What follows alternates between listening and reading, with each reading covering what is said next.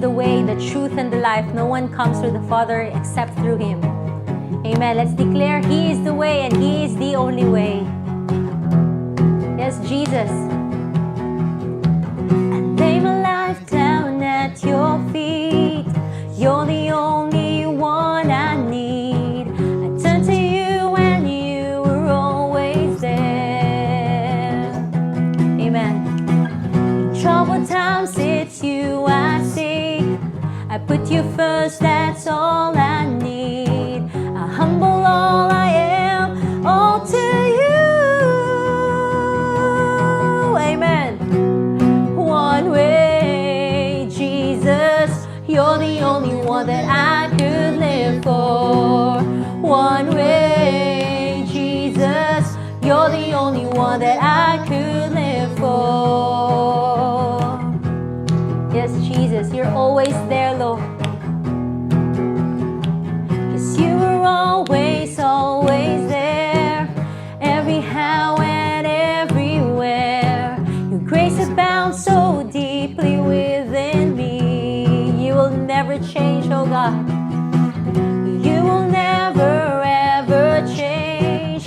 Yesterday, today, the same. Forever till forever meets no end. Come on, let's declare one way. One way, Jesus, you're the only one that I could live for. One way, Jesus, you're the only one that I could live. Once again. One way, Jesus, you're the only one that I could live for.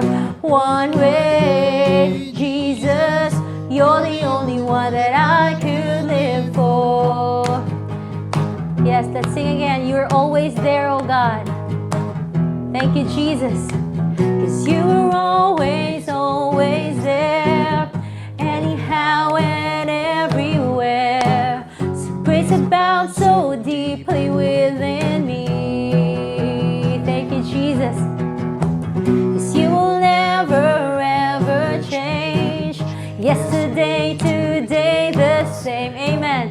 Forever till forever meets no end. Yes, Jesus. One way, Jesus, you're the only one that I could live for. One way, Jesus, you're the only one that I could live. Once again, it's one way, Jesus, you're the only one that I could live for. One way, Jesus, you're the only one that I could live for. You are the way, the truth, and the life. We live by faith and not by sight. For you, we're living all for you. Come on, let's sing it. You are the way, Lord. Yes, you are the way, the truth, and the life. We live by faith and not by sight. For you, we're living all for you. Once again, let's declare, you are the way, Lord. You are the way, the truth, and the life. We live by faith and not by sight. For you, we're living all for you. For the last time, you are the way. You are the way, the truth, and the life. We live by faith and not by sight. For you, we're living all for you. One way, Jesus, you're the only one that I could live for. Amen. One way, Jesus, you're the only one that I could. For the last time, one way. One way, Jesus, you're the only one that I could live for. Amen. One way, Jesus, you're the only one that I could live for.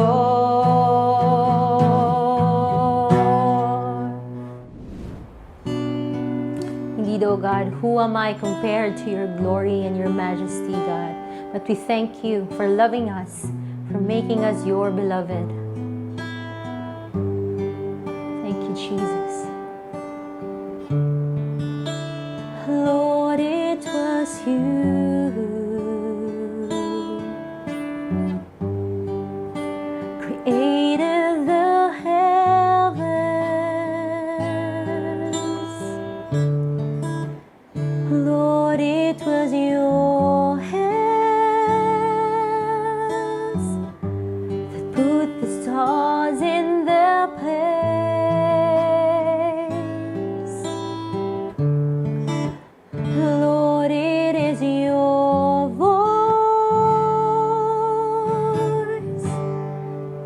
that commands the morning, even oceans and their waves will bow at your feet.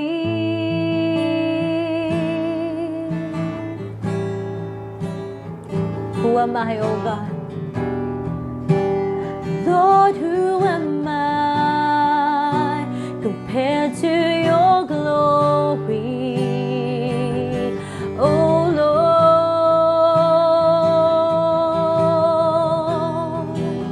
yes, Lord, who am I compared to your majesty?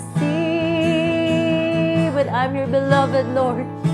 I am your beloved, your creation, and you love me as I am.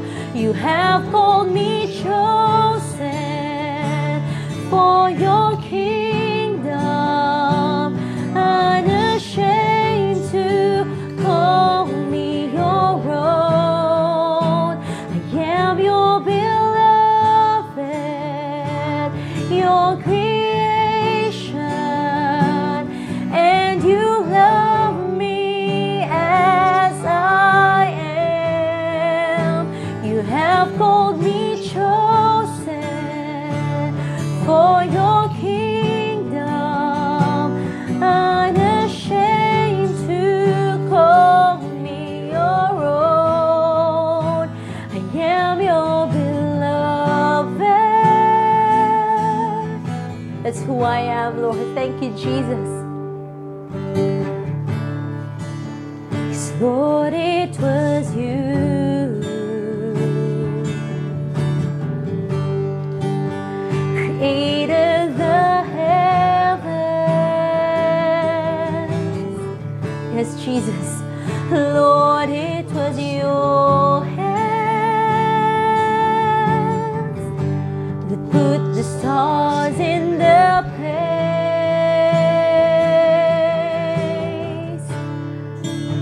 Yes, Lord, it is your voice.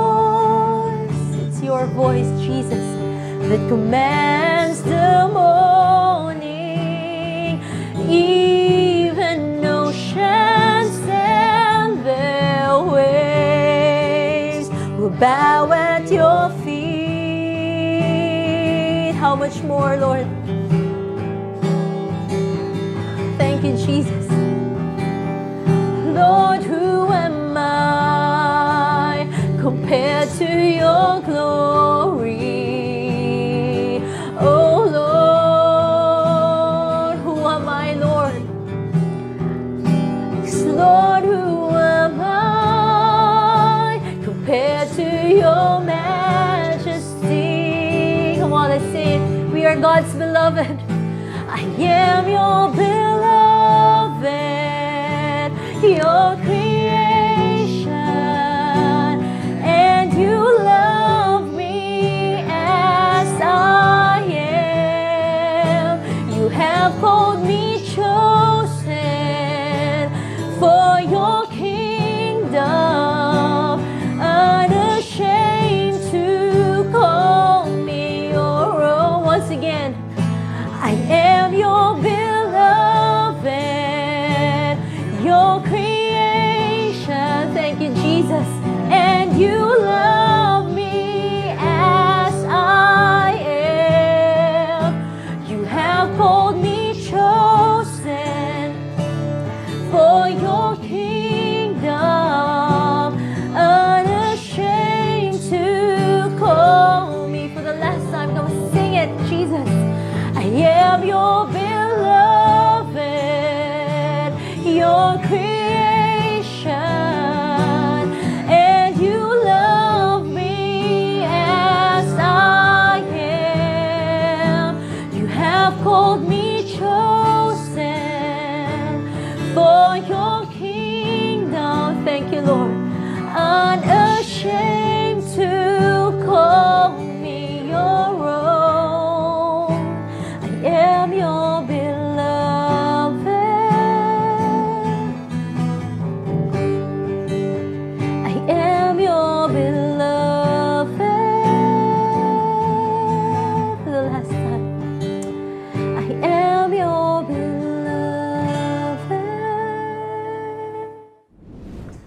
Shalom and welcome, community, to a new series for the month of November. And we are going to talk about joy in the Lord, particularly what it means to have a joyless Christianity. Does that exist? How does that manifest in our life? And how does that affect ang atong testimony and how we act in this world as believers? But before that, let's all first bow down our heads and let's pray. Lord God, we'd like to thank you for another month that you have blessed us with. Daghang salamat, Lord, because now we could see that you are continually giving us opportunities to share the gospel with the economy opening up and opportunities rising left and right because of kaning mga bag-ong freedom na to move due to the increase in vaccination sa mga tao. This also comes at a cost, Lord, na pwede mi ma-distract with everything that this world has to offer. So, today and for this month, allow us to discuss about having joy in you, allowing us to become believers who is full of joy, and that joy will become our testimony and our fuel namo sa among faith. Lord, we'd like to thank you and honor you today in Jesus' name. Amen and amen. Ang atong key scripture for the start of this series is found in John chapter 15 verses 10 to 11. Let's read these verses together. If you keep my commandments, you will abide in my love. Just I have kept my Father's commandments and abide in his love. These things I have spoken to you, that my joy may be in you, and that your joy may be full. Now, I want to highlight for us kaning two key parts because mo ning contrast na to. Kaning pag-keep sa commandments by God, which means statutes, mga rules, mga commands, mga things that Jesus has described that honors the Lord or pleasing to God. These things that describe what a righteous life is, a godly life, a life that pursues after the holiness of God. He describes this through the parable, through the teachings of the apostles, particularly in the future when he said this, knowing that the Apostle Paul and other apostles would contribute towards unsaon nato pag-act, unsaon nato pag-mingle, pag-transact, pag-communicate, pag-fellowship with one another, and all these things that are commanded nato ang i-follow. However, when we learn and listen to commands, we don't necessarily feel joy. Di ba, whenever nasuguon ta sa atong parents or kita manugo sa atong mga anak, or in general na irresponsibility or burden ihatag sa tuwa, it's not necessarily joy ang arise sa atong heart. It may be na a sense of motivation kay bagong task. It may be monotonous siya, so it dragging, boring. Gipugos na nimo kaugalingon nimo to do it. It's not joy. And kana ato ang try to learn and discover how it's very dangerous pag joyless na ta when it comes to doing these things. And we learn from that through kanina verse. But first, let's talk about joy. Because at the beginning, Jesus talks about abiding in his love. And then he talks about joy. Now, if you're not familiar with the fruits of the Spirit, it begins also with those two, love, joy. It talks about peace, patience, and katong other fruits. But ang nagsugod diri is ang love and ang joy. With these two being a close connection with each other, because in many times in Scripture, whenever you would see love, you would also see joy. O panag sa ang joy, gina-substitute that talks about the effects of having that love for the brothers and sisters in the Lord, and in return the Lord will reward them with joy in the Lord. And so it's important to know this because kaning duha, it's always it tends to come up whenever we read the Bible. And it's very interesting because of that, nagsugod gihapon si Jesus with love. But this time, he connects it with us keeping the commandments. If we keep the commandments, you will abide in my love. Mo naging ni Jesus. That is the first and foremost na proof that we really are believers of Christ. How? If we keep his commandments. We are slowly adopting many times a type of mindset that we have an outlook sa kinabuhi nato, natay gustong what will happen in our life, and then we only go to the Bible to complement what we want. Now, ang ginaingon ni Jesus diri is the opposite, meaning, keep my commandments, and you will abide in my love. Dili other side, dili I will give you love, and then you will keep my commandments, but rather, keep my commandments, and then by doing that, you are choosing to abide in my love. Mo na ginaingon ni Jesus, those are two different things. And because of that, we'll go to the first point. Mo na yung first point. To keep God's commandments is to abide in His love. There is no other way. Because mo nang gipakita na example ni Jesus, ana siya, gidugtong niya dito pag ingon niya sa mga disciples niya, keep my commandments and you will abide in my love. And gidugtong niya a prime example. Mo na example, just as I have kept my Father's commandments and abide in His love. Tanawa ko, this is the model I'm showing you that you must follow. God made Him who knew no sin to be sin for us. 2 Corinthians. It's talking about Jesus, the God, who has not committed any sin, but God made Him to be the payment for our sins. Kung makita natin na an amazing example na Jesus not committing any sin or having full obedience to God the Father, morning model ginapakita niya to strive to sin less and less. Dili may yung sin less, na wala ni sala, but to sin less and less in the pursuit of holiness and righteousness sa kinabuhi nato. And through that commitment and through that effort to keep God's commandments, though it may hurt, though dili sayon, though it may cost us money, it may cost us relationships, it may cost us many things, but that's the pursuit because you love the one you're faithful to. Basically, if you paraphrase that, that is the ultimate testimony. If you love someone, you are faithful to them. You cannot argue nga love nimo usa ka tao when you are always unfaithful to them. Meaning you always decide to choose actions or things or commitments nga you know it speaks unfaithfulness. You are destroying, you are not keeping the commands, the commitment, the promises made between you and that person.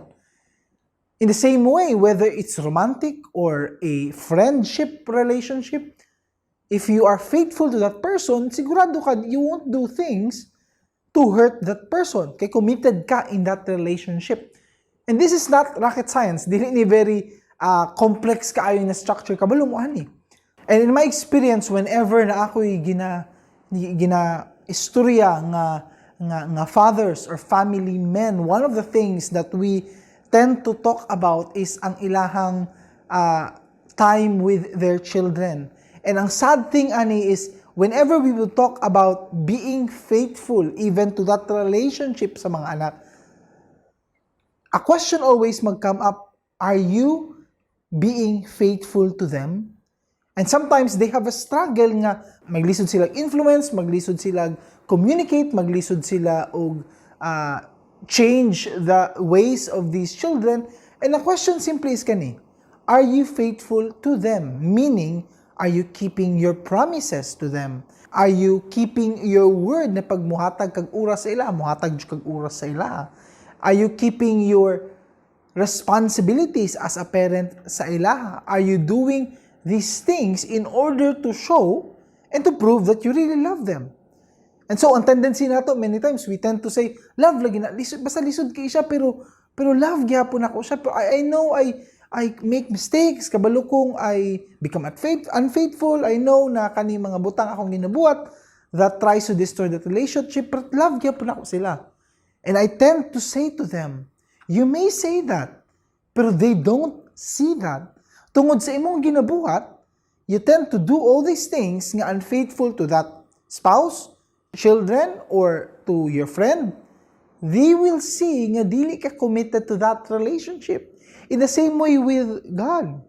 If you say you love God, if you say you worship Him, you love Him, you adore Him, He is your God, why is it na we tend to have this apprehension, magduduha ta, whenever we would see verses like this, to keep His commandments? Sa atong mind, dahil, nay grace sa Ginoo, ipasaylo ko sa Ginoo, okay lang ni. We tend to go to the root na moingon tag, padayon na ako nigbuhat. I know I'm not keeping God's commandments. I know, pero na may forgiveness in the end. How about mga verses like this when Jesus would say that you would abide in His love if you keep His commandments? This is what a life of a believer is. It is in the keeping of God's commandments. They will know you by your fruits. Jesus said, mabalaan ay imuhang faith, true faith, by your actions. Dili necessarily sa imuhang words, not necessarily sa imuhang mga great speeches or memory of verses, but it is the things that you do by you keeping the commandments. Now, for us to understand this much clearer, let's invert the statement para ma-gets na to clearer what is being meant here. If you do not keep my commandments, you will not abide in my love. You do not love the one you are not faithful to. If we choose not to be faithful, we do not love that person. Mo na giningo Jesus diri. If invert na to, if you do not keep my commandments, you will not abide in my love. Mauning prerequisite, mauni ang pag-abide sa akong gugma by you having that decision and willingness and desire to keep my commandments.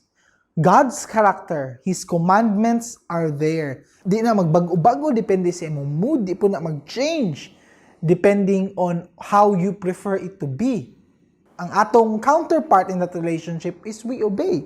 We keep those. Now, if we zoom out a bit, ang chapter 15, para magets na to further, makita na to kani abiding of love. It's God explaining to us unsa ang relationship. And I'm sure some of you are familiar already with these verses, but let's read together. I am the true vine, and my Father is the vine dresser. Every branch in me that does not bear fruit, He takes away. Every branch that does bear fruit, He prunes, that it may bear more fruit. Already you are clean because of the word I have spoken to you. Abide in me and I in you, as the branch cannot bear fruit by itself unless it abides in the vine, neither can you unless you abide in me. I am the vine, you are the branches. Whoever abides in me and I in him, he it is that bears much fruit, for apart from me you can do nothing. If anyone does not abide in me, he is thrown away like a branch and withers, and the branches are gathered, thrown into the fire, and burned. If you abide in me and my words abide in me, ask whatever you wish and it will be done for you. By this my Father is glorified, that you bear much fruit, so prove to be my disciples. As the Father has loved me, so have I loved you. Abide in my love. So, mono relationship, He prunes. And ang pruning process, if you are the plant, it's painful. Na iputol, na ay tanggalon, na ay ibuton, na ay cut away, na ay ilimpyuhan, na ay all these uncomfortable things. And because through this discomfort and pain and suffering, He allows us to grow further in Him. And so abiding means to trust in His love, that whatever happens in this journey of following Him and putting our faith in Him, dawato na to, and will grow from it.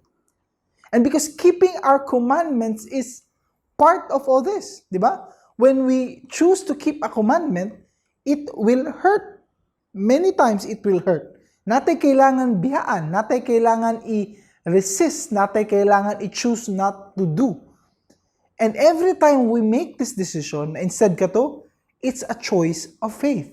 Even in the simple things, to trust in God in the finances is to choose not to be anxious about our future and about our money. To choose not to become unfaithful to my wife is to trust in God. Na Lord, the pleasures I get from you are more than the pleasures that this world can provide. When we choose to live a life of simplicity, it is also a choice that we trust in God to give us the satisfaction that we need, dili kani mga butang sa kalibutan. When we make all these choices, the choice to put our faith in God, we are saying no to the alternative that dishonors God. Tungod ana, when we keep the commandments, we abide in His love because we are showing that we trust Him. And through that, we will grow. The more we make those choices, we grow, we grow, we grow. And it's painful, it's uncomfortable, and perhaps it may require a sacrifice on our part. But all sacrifices, if done for Christ, is worth it. But dili wala nato na solve ang question. Why is it na na-joy when keeping the commandments? Because again, I don't feel joy. Kung mag-keep ka sa commandments, wala man ko nalipay. Buhaton ako ni, it's tiring, it's really not that worth it, or di man jud actually ngaw kaayo when I choose na mo join ka pag Wednesday fellowship and encourage ka sa uban. It's not necessarily joyful for me. If mag-decide ko to listen to a sermon, to read the Bible, instead na magsigig tanaw whatever is offered to me as entertainment, and I choose to do the things of God and serve God with my time, di naman siya necessarily lingaw. But why is it that God talks about joy in keeping the commandments? Now, I want to offer 3 verses that talks about what freedom in Christ means. Does it mean that when we are forgiven and we have freedom in Christ, we can do everything we want in our life? Finances, choices that we make, sa atong time, whatever it is. Mao ba nang pasabot when it comes to freedom in Christ? Now let's read different parts that talks about freedom. Galatians 5, for freedom Christ has set us free. Stand firm therefore, do not submit again to a yoke of slavery. Now, freedom gina-talk about there is a freedom from slavery. Meaning, freedom does not necessarily mean to have all the choices and options in the world, and whatever you pilion, you can do that because it's freedom. But it's the choosing of choices that does not put you back into slavery. Let's talk about slavery later on. Another verse, live as people who are free in 1 Peter 2. Not using your freedom as a cover-up for evil, but living as servants of God. Ang freedom for Peter is freedom to live as servants of God. Dili freedom to make choices na gina-enable lang nimo to do this thing, kabalo ka evil siya, but you're saying, pwede na ako buhatan ni because I have freedom. No. It's the choosing of being a living servant of Christ. And then Galatians again, for you were called to freedom, brothers. Only do not use your freedom as an opportunity for the flesh, but through love, serve one another. So, klaro kay dili, freedom in Christ does not mean all the choices and options in the world, ikaw na bahala. But freedom means that you can choose anything that honors God. Because before, without Christ, all the things that you do, all the choices you make, are choices for yourself. They do not honor God. Diba? If we remember, we are depraved totally. Meaning, we are sinful through and through. From our birth, we are full of sin. And then we are living in this world, there is none righteous according sa Ginoo. And because of that, we cannot make these choices. But freedom in Christ, when we choose Christ, it's the choice to live in service to God. So, kung tanaw na to in a big whole circle, freedom does not mean kanitanan, but katong right ones, katong righteous ones, katong choosing to live for God. No tong choices you make, you're free to do everything in that boundary. You may argue, dili man na freedom. Ang freedom, I can do whatever I want to do. Kung buhat ko ani, buhaton ako ni. Kung mo spend ko 10 hours magbuhat ani, pwede. Kung gastuso na ako kani, pwede. Freedom, freedom, freedom. That's freedom. Mali na mo freedom gin-describe. I tell you, this question, when it is up to us and not up to God to make the choices, and atong choices ginapili is contrary to what God wants, when you spend all your time in things that you know that dishonors God, are you really free? Yes, pwede na ko buhatan akong gusto, I'm free. But ang question ako karon diri, aren't you a slave to the things that you constantly do? Kabantay ba ka that when you spend so much time in doing these things, mawala tong joy and sense of purpose and sense of direction sa imong kinabuhi, but you still end up doing it. Magsige pa kag balik-balik dito. Magsige pa kag buhat ato. In fact, maglisod kag undang ato, you become addicted to it. Is that the freedom you describe? If freedom ba na siya? When you think about it, you're obsessed about it, but it's still destroying your life? When you make these choices that end up destroying your life, hurting you, destroying imong faith sa Ginoo, destroying relationship, and all these things, is that really freedom? Or is that a slavery to yourself as your God? Because in the end, it's a question whether you put your faith in Christ or you put your faith in yourself. Nagtuo ba ka that by making these choices based on your preference, you are really free? And you yourself, kabalo ka ani, that whenever you spend so much time in the world will fail you. Satisfaction, pleasure, security, kanitan mahugno. However you invest, however you spend time, the loneliest time in this world is not when all these options mawala or i-restrict ka, dili ka kapili to choose these things because ang rules na gibutang sa Ginoo. Remember this? But ang loneliest state of a person is when achieve na nimo everything and you realize it's not enough. It never satisfies. Kabantay ba mo that the richest people, ang pinakadato na tao, are not satisfied with this? They have to be number one, and when they are number one, they're continually chasing after to be the number one, very far from the number two. It's a continuous cycle because dito ang ilang joy. You have these celebrities na kay mga dato kay na mga entrepreneurs, mga sikat kinatao, but why is it taas kayong suicide rate?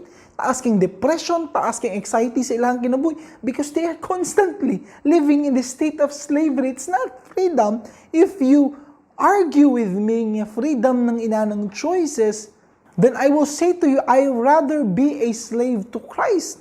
Na in here, there is freedom because the choices I make in following and choosing God, dili ko ma-enslave. In fact, I am free because He is the one who is the source of satisfaction, pleasure, and joy. Ug siya dili ilaog. If I choose na di ko ni paliton or di ko ni pilion because I choose Him, kabalo ko in the end, suklian ko niya with goodness, suklian ko niya with happiness, suklian ko niya with all these things that my heart truly needs. And because of that, joy protects us from empty obedience. If we have joy, whenever we do these things para sa Ginoo, it's a type of service that honors God. What does not honor God is obedience begrudgingly, or obedience because walay lain mo buhat, obedience because gipugus ka. You know this, for some of you who have children, lahi itong makita nimo na joy whenever na magsugo ka and willingly gibuhat niya, opo dad, or yes mom, opo mom, buhaton ko ni, and then happy siya, singing siya, enjoy siya sa ginabuhat, in following doing these chores, or doing this for you as a help for you, happy siya. Let me get a feeling, it fills you with a sense of pride, it fills you with a sense of joy nga, na for some things in my life, at least na ako'y nabuhat nga tama. Or for some things in my life, Lord, you have blessed me with this fact that my son, or my daughter, or my child, or kaning person na ni is happily doing this for me. Magbaka think about, what did I do, Lord, to deserve this? But on the other hand, if nagsugo kag usa ka tao, whether it's your child, or employee, or friend, and then nagbagulbol, siya ganahan, nagyaw-yaw siya, nagreklamo siya, anong kapoy kini, di ba, dispiriting kayo, munaog po lang imong mood, saan na si bagulbol, may lamis gawang tawanan niya, ganun, saan problema na niya, ikaw po mag-down po ng imong mood, instead na instead na nalipay ka na nagbuhat ato, murag karon nagduduhan nun ka, naghunahon ka, di ko ni suguon sunod, o di ko makapag-partner ani siya sunod, o dili ko mag-collaborate sa iya sa pagbuhat ani sunod, kaya magbulbul man, magyaw-yaw man. Diba? How would you feel na ang Ginoo, who has given us the Holy Spirit and knows our motives, na whenever mag-follow ta ani, we do it begrudgingly? It's not worshiping Him. In fact, it's saying to Him na, Lord, buhato lang ako ni because mahadlo ko, basin sa may punishment para sa kuha. But rather make that choice in joy or in the belief that the joy will come. And to be honest, that is my secret. And whenever I do things na dili kay ko willingly buhaton but it's for God, sing kapoy na kadlawo na, kanipa, it is in the belief that, Lord, kaila ko sa imo though dili kaayo ko joyful in doing this, but I trust in you that I will do this because it is your joy that I seek. And I know tagaan ko nimo joy, and I know mabot ang time that the joy that you promised maabot sa ako. I know, and I will wait, and I will be faithful sa kaning task nimo gihatag sa ako. Make that choice. It doesn't have to be in a church setting or in a ministry. It can be in your parenting. Lord, kapoy na kaayo ko, but I will give my best para sa akong anak.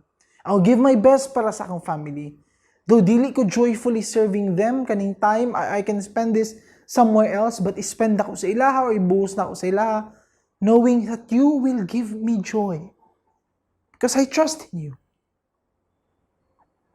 And in the same way, pag estudyante ta and all these things and atong peers are saying na dili ta maningkamot o di na to ihatag atong best. But Lord, I know it's hard, lisod. But I trust in you that ikaw umuban sa kuha, that ikaw muhatag og joy sa kuha at the end of this. It is in that continuous trusting that we develop this dependency on God for joy. I still remember in college na may usa ka subject, it was ironically Chinese. And na ako'y teacher at that time nga wadji klaro magtudlo because he would only give us a paper to study and then dili mi niya i-lecture o tabangan to learn. Sa among 3-hour session magtudlo siya 30 minutes and the rest of the time magplay lang siya music in Mandarin and then magsistorya lang. Di pa jet in Mandarin, magstoryahan na in Bisaya or in English, and wala ko na-learn in short. So, niabot ang time for the examinations. And pag abot sa time sa examinations, ang gibuhat niya is that he told us na because wala mi na-learn, simply mag-copy lang mi, there is a piece of paper, and then i-exam na mo. Because kinahanglan mi mo pasa, and because kinahanglan na taas ang passing rate, also para ang subject na to magpadayon pod. And ako dili ko comfortable in my heart because I did not learn anything. And dili po ko comfortable because blatantly he's telling us magkopyahan na himi.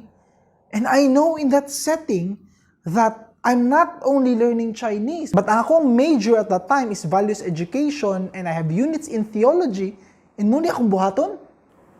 And so to make the long story short, gistorya na ako si sir after that time and I told him, sir, wala ko yung ma-answer sa paper because I have not learned anything.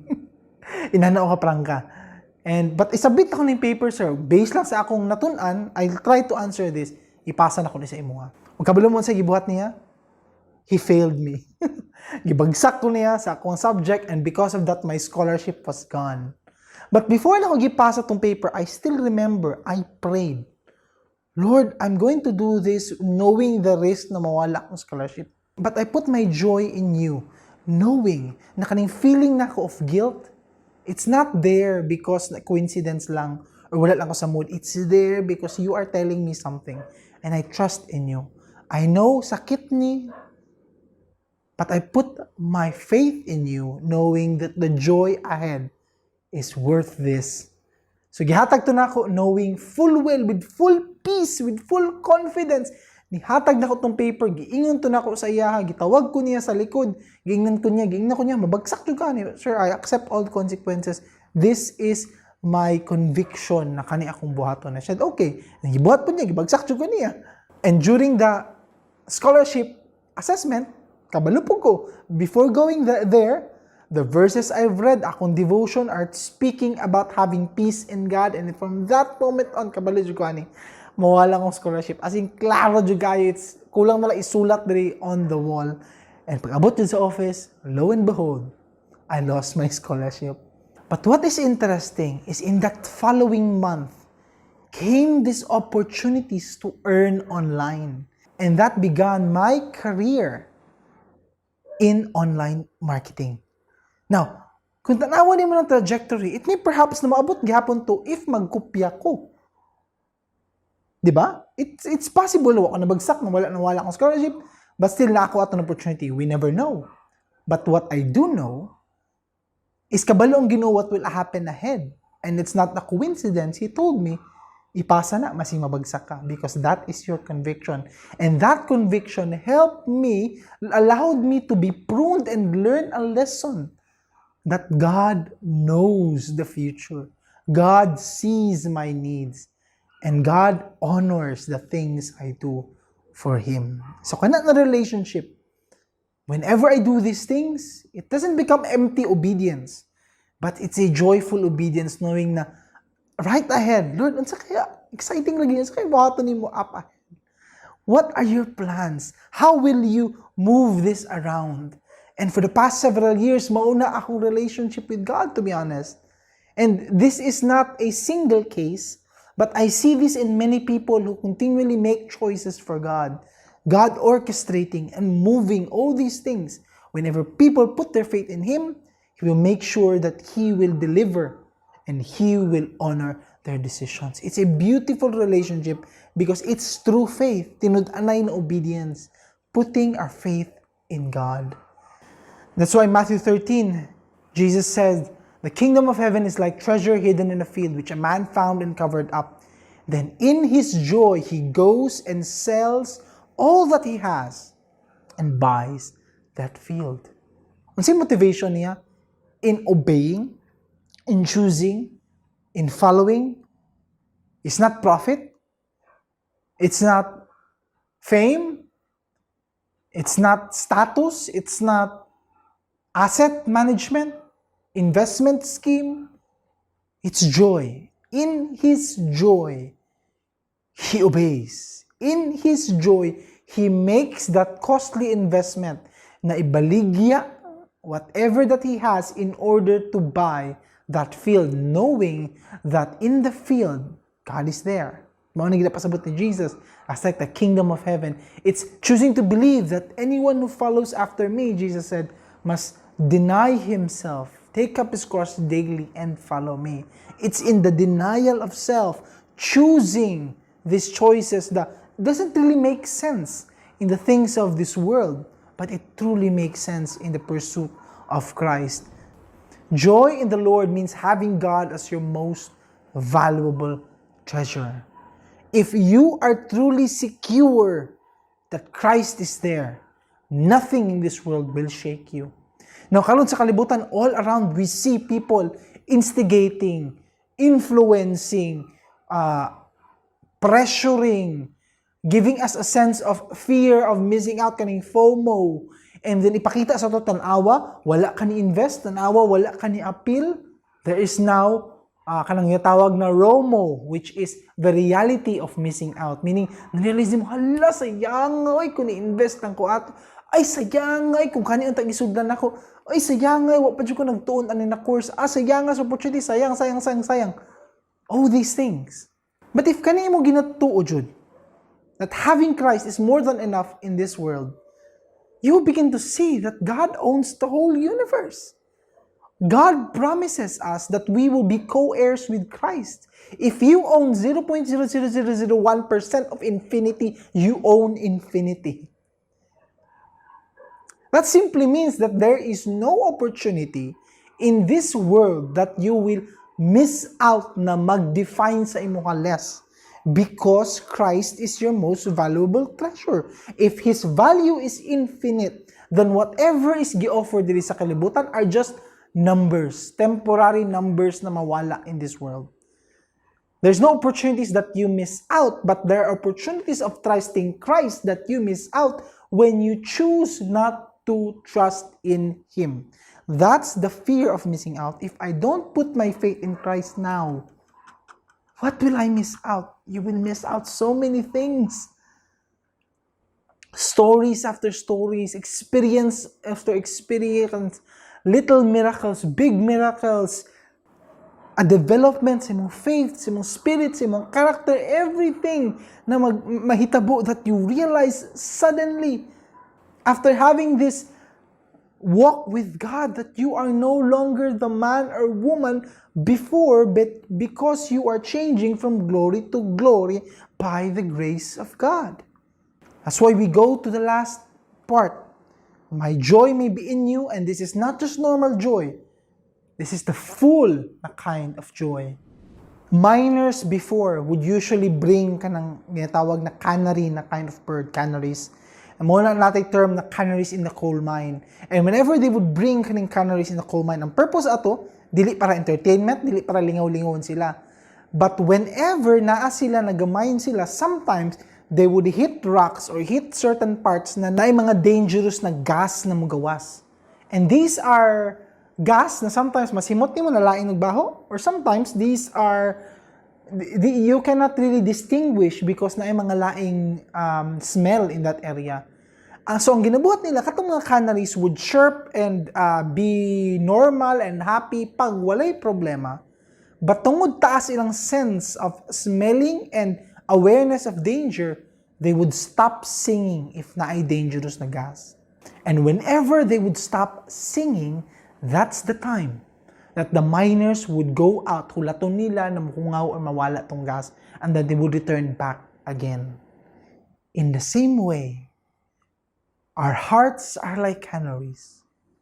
Because if we stop singing, if we stop rejoicing, if we stop praying, if we stop devoting our time for God, if we stop doing these things in keeping His commandments, something is wrong. That's why rejoicing in the Lord is our safety. When we rejoice, we are safe. When we are happy in God, we are secure. When ang atuang joy is in God and what He is about to do, we will not be moved.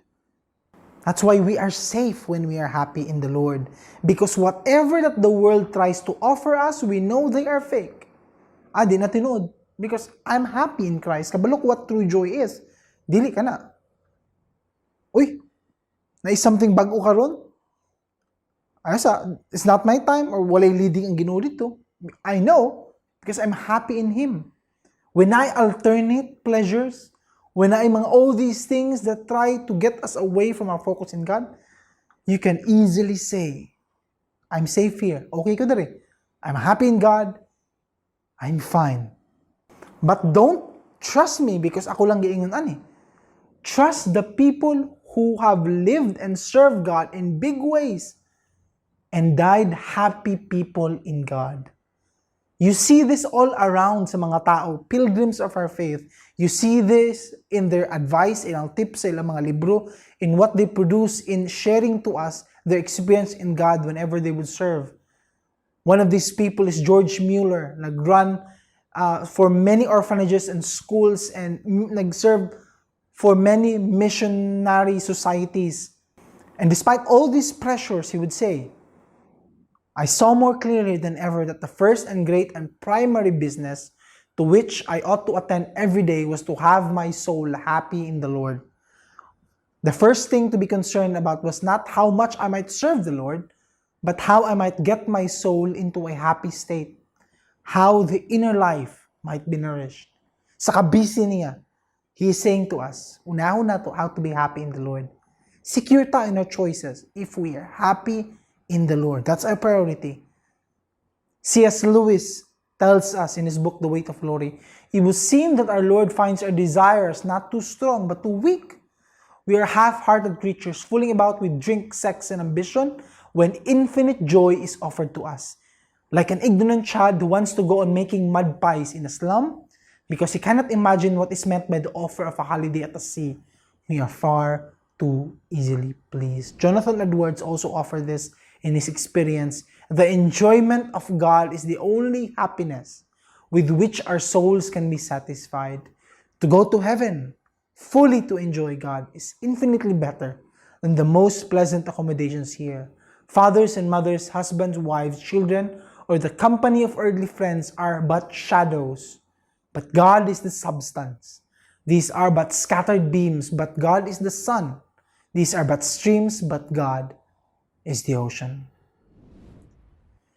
A joyless Christianity is a reality. It may perhaps be a reality for you. It's a reality for me. Because it might be that you're experiencing this now. Gapaminaw ka with this sermon without any joy. You sing the songs before and after this without joy. You go to your devotions, you sing your songs, you listen to music, and you do all these things in obedience but without joy. That dishonors God. But what honors Him is if we chase after joy in Him by making sacrifices and by making choices to put our faith that there is joy in Him. Whether it's now, to come, or in the afterlife. I pray that you make that choice. Let's pray. Lord God, thank you for reminding us. And thank you for speaking to us right now because you see our hearts. Kabalo ka, kita ka, you are aware. You see them because you live in us and you know us. So Father, I ask that you start a fire in us to chase after joy. Na we do not settle pagbuntag, pag-udto, paghapon, even pag weekend, na dili mulabay ang adlaw. That joy will not be attained in you. That we run after you and ask with earnest please, the Lord, make me happy in you. Start a joy in my heart in you. Lord, bring me to your place where I will be happy in everything that you are and everything that you have said and everything that you will do in this life and in this world. I ask you, Lord, to do this for all of us in the community and for all the believers who are listening today. In Jesus' name, amen and amen. Hear these praises from a grateful heart. Each time I think of you, the praises start. Love you so much, Jesus. Love you so much. Yes, Jesus, we love you, Lord. Lord, I love you. My soul sings. Here in your presence, carried on your wings. Love you so much, Jesus. Love you so much. Once again, hear these praises, Lord, from a grateful heart. Hear these praises from a grateful heart. Each time I think of you, the praises start. I love you so much, Jesus. Love you so much. Let's tell the Lord we love you, Lord. Lord, I love you, my soul sings. Here in your presence, carried on your wings. I love you so much, Jesus. Love you so much. Yes, Lord, how my soul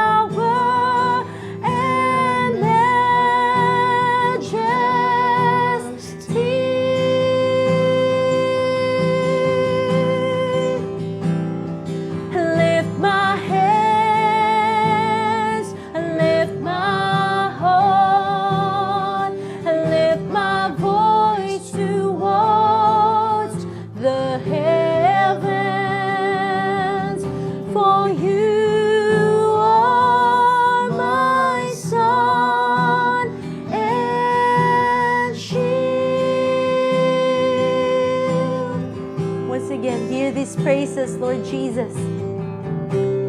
Hear these praises from a grateful heart. Yes, Lord. Each time I think of you, the praises starts. Love you so much, Jesus. Love you so much. How my soul longs for you, longs to worship you forever in your power and majesty.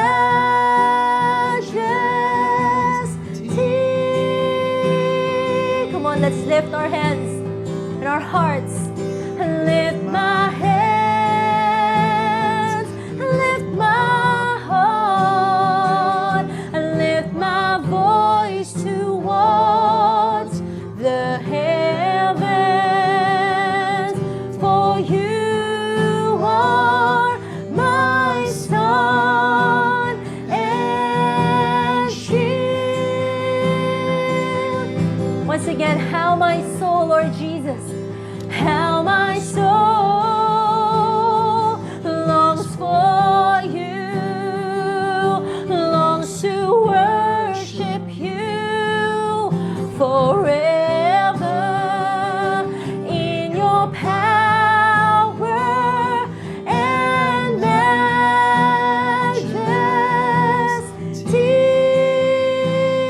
We exalt you, Jesus.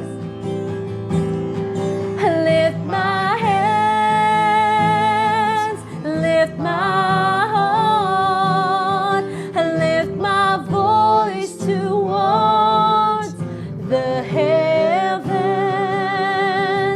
For you are my sun and shield. Yes, Jesus. Lord, we love you. Lord, I love you. My soul sings. Here in your presence, carried on your wings. Love you so much, Jesus. Love you so much. Love you so much, Jesus. Love you so